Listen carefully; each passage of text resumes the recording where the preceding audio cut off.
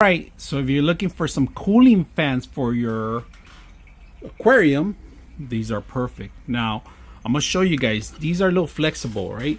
Now make sure you got the right measurements because not a lot of fish tanks are compatible. In fact, mine's is a little too heavy duty, so I had to actually plate this plate here just for this thing. All right, and it holds up pretty well, just as long as it doesn't go in the water. Now remember that the actual red cables are going to be facing the actual air line. This is where the air is going to be blowing, all right, and the top is going to be blowing in. All right, so nothing in front of it or behind it, because it needs to suck in the air. Now we're going to show you a couple phases. All right, let's go ahead and do that. Now it does come with a remote that has an actual hourly setup and different gauges, like different ranges of the speed of the air that you want. So right now you have it off. We're going to turn it on right now, and if you guys can see, we're on level 1 right now. You might hear a lot of wind, so I'm going to turn it away as soon as it gets a little bit stronger. But on the right hand side, the secondary button, you got half an hour,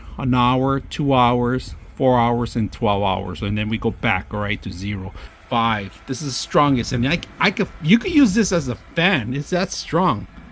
So we're gonna see how it works, and we're gonna set it up in our aquarium because it is getting hot, and unfortunately I did lose a lot of shrimp last year with the heat.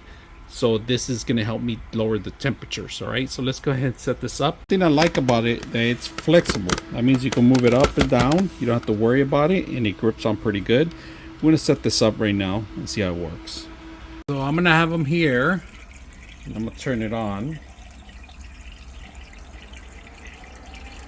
You see the waves at the highest.